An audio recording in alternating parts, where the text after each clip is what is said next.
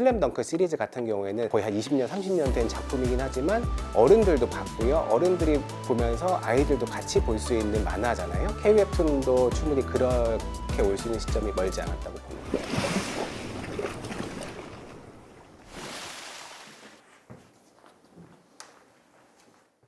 한국이 종주국이라고 할 만한 콘텐츠가 있죠. 바로 웹툰인데요. 오늘은 K-웹툰의 글로벌 시장 전략에 대해 딥다이브 해보겠습니다. 안녕하세요. 저는 키움증권에서 미디어 엔터테인먼트 레저를 담당하고 있는 이남수입니다. 반갑습니다.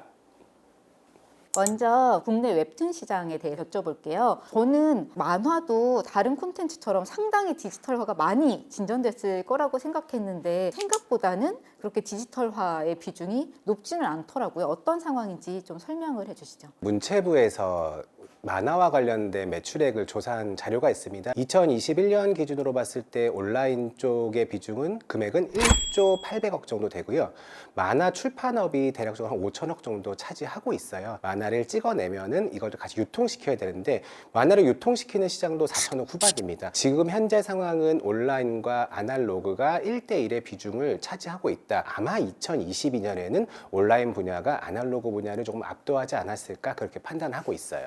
그런데 웹툰은 저도 보지만은 이게 기다리면 무료 이런 거잖아요. 빨리 보고 싶으면 돈 내야 하지만 무료로 보려고 기다리는 사람들이 많을 것 같은데 그러면은 생각만큼 돈을 벌지는 못하지 않을까요? 맞는 지적이시고요. 기다리면 무료라는 게 우리나라 이제 플랫폼 회사들이 웹툰을 전파하고 마케팅하기 위해서 만든 좋은 전략 중에 하나입니다. 2022년 기준으로 봤을 때 웹툰을 읽고 계시는 분들이 일주일에 감상하시는 평균적인 편수는 한 10편 정도 되시고요. 한 달을 기준으로 대략적으로 75% 미만이 10,000원 정도 결제하고 있습니다. 한 편을 볼 때 대략 300원에서 500원 정도 금액을 차징한다고 보면은 한 달에 한 30편 정도는 유료로 읽는 편수가 나오게 되는데 무료의 비중이 아직은 절반 정도는 차지하고 있다라는 게 지적하신 바대로 웹툰 산업이 매출액을 크게 올리기에는 아직은 좀 어려운 상황이지 않나라고 보고 있습니다. 그러면 다음으로 좀 시야를 넓혀서 글로벌 시장을 한번 볼게요. 만화하면은 일본이 아무래도 제일 종주국이잖아요. 그런데 일본 같은 경우에는 아직 출판 쪽이 더 클 것 같은데 일본에서도 웹툰 시장이 그러면 많이 커지고 있나요? 일본 상황은 어떤지? 우리나라 기업들 중에 네이버하고 카카오가 웹툰 시장을 진출하면서 전자만화 시장이 크고 있습니다. 한 21년 기준으로 50%를 넘겨서 60%에 육박하고 있는 상황인데요. 일본이 가장 많은 만화 편수를 보유하고 있는 나라이기 때문에 일본의 출판사들의 움직임이 굉장히 중요하거든요. 일본의 주요 출판사들이 미국과 일본에서 이 웹툰 시장을 두드리고 있습니다. 이런 플랫폼들이 더 뻗쳐나간다고 하면은 우리나라가 웹툰을 시작을 했으니까 이 웹툰 시장은 저희가 선두로 좀 치고 나갈 수 있는 이점은 반드시 있다고 봐요. 근데 일본보다는 미국 시장은 좀 작죠? 미국이 갖고 있는 장점이 있습니다. 바로 헐리우드 배우에 있다라는 거고요. 최근 한 20년 기간 동안에 영화 티켓을 가장 많이 판 소재가 뭐냐면 코믹과 그래픽 노블이라고 하는데요. 그래픽 노블이 우리가 흔히 알고 있는 단행본입니다. 스파이더맨이라든가 어벤져스 단행본 시리즈를 소재로 한 영화들이 실제적으로 가장 수익을 많이 올렸다는 걸 확인할 수 있어요. 그래서 미국 시장은 만화 시장 자체는 일본보다는 작긴 하지만 이 IP를 가지고 다방면으로 활용할 때는 절대 빼놓을 수 없는 시장인 거죠. 그러면 웹툰 플랫폼 얘기 아까 잠깐 해주셨는데 좀 더 해보자면은 일단 해외에서 아마존하고 애플이 웹툰 플랫폼 시장에 진출한다 해가지고서 기사들 많이 나왔거든요. 그래서 역시 이게 시장이 커가니까는 아마존이나 애플 같은 빅테크들도 눈독을 들인다 이런 식으로 많이 해석을 했는데 그건 어떤 흐름인가요? 우리가 플랫폼 시장을 공부를 하면서 반드시 따져봐야 될 용어가 있습니다. CPND라고 하고요. 컨텐츠 플랫폼 네트워크 디바이스예요. 웹툰 시장은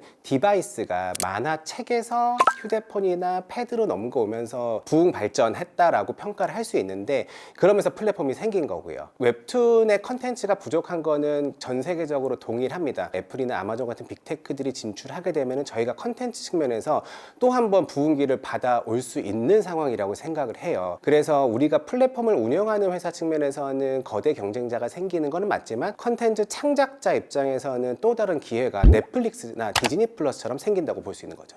그러니까 마치 글로벌 OTT들이 막 시장에 뛰어들기 시작하면서 우리나라 드라마 제작사들이 뭔가 대박을 낼 기회가 열린 거랑 좀 비슷한 상황이군요. 그런데 이제 그동안은 우리가 웹툰 플랫폼 네이버, 카카오, 해외 진출 이런 거에 되게 열광하고 선전하고 있다 이런 거에 집중을 해야 하는데 강력한 경쟁자가 생기긴 했지만 실제로 잘 하고 있는 거 맞죠? 미국이나 일본에 있는 MZ 세대들 기준으로 봤을 때 웹툰이란 문화는 굉장히 성숙되게 침투율이 굉장히 좋은 상황인 거고요. 그리고 저희가 이제 어플 다운로드 숫자로 봤을 때 가장 강력합니다. 게다가 이제 한국에서 잘 만든 웹툰을 뭐 미국이나 일본으로 번역을 해서 서비스를 하고 있는 측면도 있는데 이제는 현지에서 직접 그 나라의 문화를 가지고 웹툰을 만드는 것들을 더욱더 많이 시도를 하고 있어요. 네이버 같은 경우에는 이 캔버스 시스템이라고 해서 신인과 아마추어 작가들을 등단을 시키고 있고요. 카카오 같은 경우에는 일본에서 웹툰 공작소를 만든다거나 아니면 현재 있는 출판사들하고 협업을 하면서 원천 IP를 만들어내고 있습니다. 현재 한국 웹툰을 가지고도 서비스가 잘 되었었는데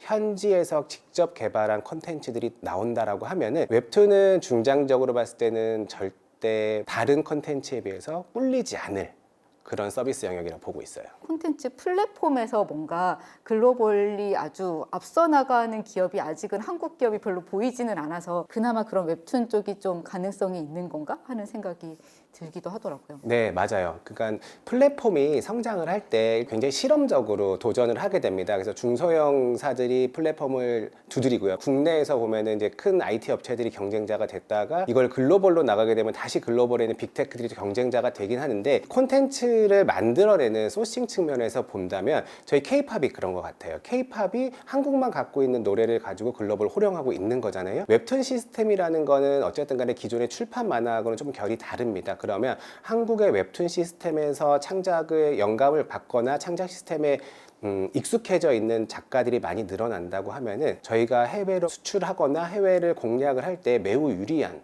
이점에 있다라고 볼 수 있어요. 네 번째 주제로 K 웹툰 전략에 대해서 살펴보면 지금 어떻게 보면은 웹툰 시장이 막 글로벌적으로 이제 뻗어 나가서 커지는 아직은 초입부에 있는 것 같은 느낌인데 그러면 아까 말씀하신 그런 K-팝이라던가 아니면은 한국 드라마처럼 이 만화 창작자들의 시장도 엄청 산업화되고 커질 수 있다고 보시는지 그리고 그렇게 되려면 좀 뭐가 더 필요하다고 보시는지 궁금합니다. 이 컨텐츠가 창작량이 많지 않다라고 하면은 플랫폼이 아무리 좋은 서비스를 하더라도 성장하기 힘든데요. 앞서서 말씀드렸던 OTT라든가 스트리밍 서비스하고 비교하면 컨텐츠의 양이 풍부하다라고 말씀드리기는 아직은 어렵습니다. 그래서 비교를 한번 해보면 전 세계적인 웹툰의 컨텐츠의 성숙도가 어느 정도 올라왔나 판단을 한번 해보면 스트리밍 기준으로 봤을 때는 한 2010년, 12년 그러니까 전체 파이 대비 한 15% 정도 레벨이라고 보고 있어요. 이 디지털 트랜스포메이션이라고 하는 관점을 살펴볼 때 도서 출판 문화 시장은 다른 영역하고는 좀 다르게 대체 보완 시장의 성격이 좀 큽니다. 그렇다 보니까 OTT나 뮤직 음악처럼 이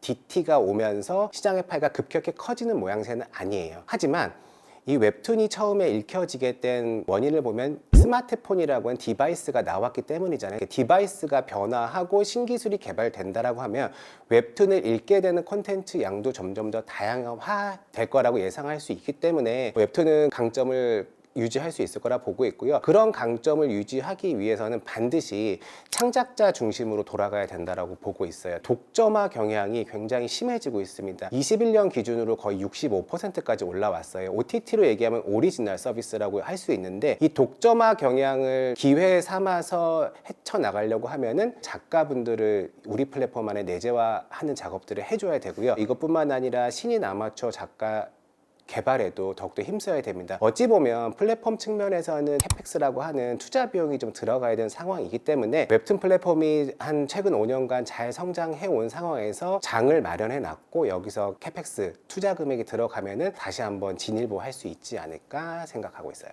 예를 들어 뭐 스튜디오 드래곤 같은 데서 스타 작가들 되게 거액을 주고 끌어오듯이 그런 플랫폼들도 살아남으려면은 좀 작가들한테 좀 좋은 조건을 제시해 가지고서는 스타 작가를 일단은 끌어모아야 하는 거군요. 맞습니다. 이게 웹툰이라고 하는 장르가 따지고 보면은 길게는 한 15년 정도 된 거고요. 작품이 많이 나오기 시작한 지는 한 5년에서 10년밖에 안 됐어요. 스타 작가 분들이 여러분이 계시긴 하지만 그 스타 작가 분들의 작품 숫자도 다양하지는 못합니다. 기존의 뭐 소설이나 만화와 대비해서는 못하거든요. 하지만 플랫폼이라는 거는 1차적으로 가장 우선시해야 될 지표가 트래픽이에요.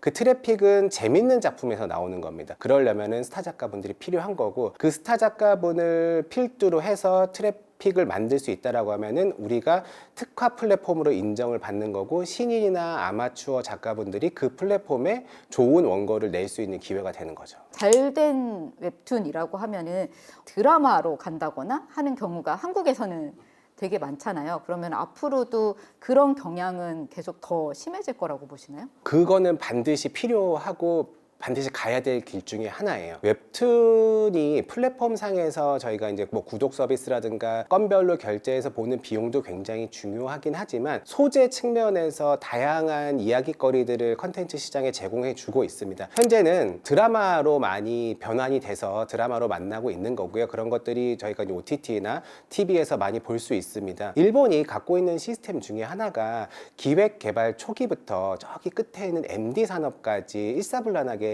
수직 계열에서 움직이고 있는 모습들이 있어요. 한국 웹툰이 결국에 가야 될 길은 기획 개발부터 시작을 해서 저 끝단에 있는 머천다이즈 시장까지 한꺼번에 좀 나가야 된다고 보고 있고요. 그 안에서 저희가 같이 협업을 할 수 있다거나 인발브 될 수 있는 회사들이 있다라고 하면은 그 회사들은 좀 주목해야 되지 않을까 생각하고 있습니다. 아직까지는 한국 웹툰이 잘 되더라도 드라마가 대박이 나도 그게 또 3차 창작물로 연결돼서 뭐 굿즈가 나오고 뭐 이 정도로 가는 경우는 그러고 보니까 없는 것 같아요. 처음부터 끝까지 일어나 해서 하는 모습들이 좀 필요하고, 장기적으로 흥행하는 콘텐츠를 만드는 게 플랫폼 회사나 콘텐츠 회사의 가장 중요한 수익원이거든요. 이걸 흔히 말하는 롱테일이라고 하는데, 피카츄, 저희가 뭐 미키마우스 뭐 이런 IP들을 고려를 한번 해본다라고 하면은 굉장히 오래 사랑받는 IP로 남고요. 그리고 우리가 미국 시장이나 일본 시장을 두드릴 때 현지화 IP를 만들어야 된다는 것들이 처음부터 끝까지 기획 개발을 해야지만 이게 영상화 될 수 있었을 때 투자자들을 모으기 쉽다거나, 투자를 했었을 때 투자 규모 그리고 미래 상황을 예측할 수 있는데 도움이 많이 될 거라 보고 있어요. 웹툰 시장의 성장 가능성이 정말 엄청날 거다라고 생각을 만약에 한다면 좀 어떤 데 투자 면에서 집중을 해야 한다고 생각하시는지, 어떤 거를 보고 뭐 종목에 투자한다거나 하는 걸 결정해야 된다고 보시는지 좀 조언을 해주실 수 있을까요? 아마 30년 후에는 우리가 만화책으로 만화를 읽는 것보다 스마트폰이나 패드로 만화를 보는 게 더 익숙할 거예요. 그 대다수의 분들이 그렇게 할 거고요. 이게 여타의 다른 컨텐츠 산업, 게임 산업과 비교해보면 결국에 중장년층의 소비 인구가 많아질 때 산업이 레벨업이 되거든요. 웹툰도 그렇게 중장기적으로 봤을 때는 반드시 성장할 거라고 보고 있는데요. 하지만 단기적으로는 제가 아까 말씀드렸다시피 투자가 좀 필요한 시점이에요. 플랫폼을 운영하는 회사들 같은 경우에는 투자 대비해서 수익을 끌어내는데 조금 시간이 걸릴 수 있다고 보고 있고요. 단기적으로는 컨텐츠를 만들어낸 CP사들 위주로 좀 봐주셨으면 좋겠고, CP사들 역시도 단기적으로 웹툰만 한다라고 하면은 지금 현재 과금 구조가 그렇게 우호적인 측면은 아니기 때문에 애니메이션 시장하고 접목을 해야 됩니다. 향후 2025년까지 디지털 콘텐츠 중에 가장 성장할 것이라고 보고 있는 시장은 디지털 애니메이션이에요. 이게 OTT에서 투자가 많이 들어오기 때문에 디지털 애니메이션 시장이 커질 거거든요. 디지털 애니메이션을 제작하는 뭐 스튜디오 미르라는 회사가 있고요. 애니메이션 OTT 플랫폼을 들고 있는 애니플러스라는 회사가 있습니다. 저는 이 두 회사를 좋게 보고 있고요. 글로벌 OTT들은 왜 애니메이션 투자를 늘리고 있을까요? 글로벌 OTT가 애니메이션 투자를 강력하게 하는 이유 중에 하나는요, 아까 성인, 중장년층이 볼 수 있는 콘텐츠라는 것에 있어요. 넷플릭스를 기준으로 해서 일본 애니메이션이 굉장히 많이 올라왔습니다. 최근 한 3년간. 그리고 기존에 작업을 해놨던 작품이기 때문에 다시 리마스터링을 통해서 작품을 올릴 수 있는 게 좀 편해졌어요. 그리고 최근에 이제 저희가 극장에서 봤었던 슬램덩크 시리즈 같은 경우에는 거의 한 20년, 30년 된 작품이긴 하지만 어른들도 봤고요. 어른들이 보면서 아이들도 같이 볼 수 있는 만화잖아요. OTT들이 결국에는 컨텐츠를 다양화하고 큐레이션을 늘려나가려면 작품의 숫자가 많이 필요합니다. 드라마나 영화를 찍어내는 데는 시간이 굉장히 오래 걸려요. 한 편 찍는데 시작부터 끝까지 보면 한 1년 반 정도의 시간이 소요가 됩니다. 그렇게 하기에는 상당 기간 투자 금액이라든가 회수에 관한 문제가 생길 수도 있기 때문에 작품의 다양성 확보와 시청자의 리텐션을 위해서는 애니메이션 시장도 빼놓을 수 없기 때문에 카테고리를 늘려나가고 있는 거죠. 칠판으로 보던 거를 이제 핸드폰으로 이렇게 넘겨가면서 볼 거고, 또 그것과 관련된 다른 투자가 뭐 아마존도 할 거고 애플도 할 거고 하니까는 이 시장 자체가 커질 거고, 거기다 글로벌 OTT들의 애니메이션 투자까지 겹치면은 정말 어느 순간엔 빵 터질 수 있는 거죠. K-팝급처럼 네.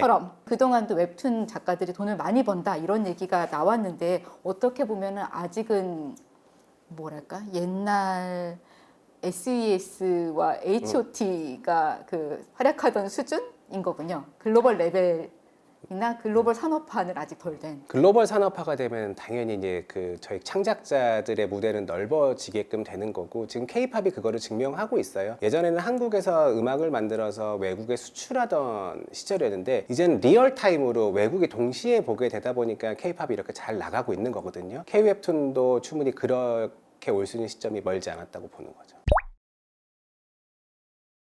오늘 이남수 연구원님 모시고 웹툰 시장에 대해서 좀 알아봤는데요. 제가 요약을 한번 하고 넘어가면은 국내 같은 경우에도 웹툰이 2021년까지만 해도 아날로그 시장하고 거의 반반이었는데 아마도 작년부터는 이제 웹툰이 더 커졌을 거다. 그래서 이렇게 빠르게 축축축 치고 올라가는 모습이다라고 하셨고 특히 해외에서도 지금 상당히 빠르게 스마트폰으로 만화를 보는 시장이 열리고 있다. 그래서 아마존과 애플 같은 이제 플랫폼 기업들이 뛰어들었고 네이버나 카카오 같은 그 한국의 강자 웹툰 플랫폼들하고 경쟁이 본격화됐다. 이렇게 경쟁이 시작될 때 덕을 보는 거는 플랫폼보다는 오히려 창작자다. 그래서 더 많은 콘텐츠들을 원하고 있고 투자, 플랫폼들이 뭐 독점 작가를 영입한다거나 하는 투자가 활발하게 이루어질 거고 그러다 보면은 이게 더 산업화되고 더 글로벌화되면서 이제 여러 가지 기회가 열릴 거라고 보셨고 잘하면은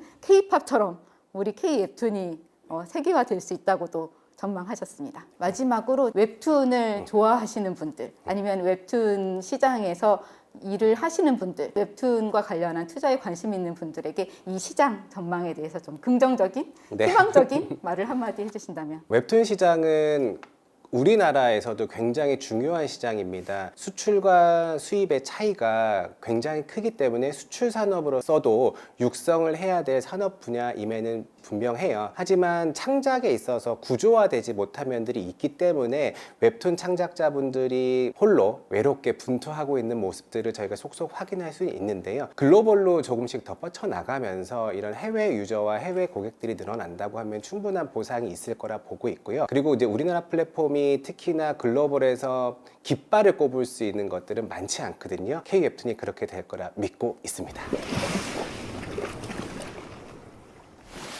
구독, 좋아요, 렛츠 딥 다이브!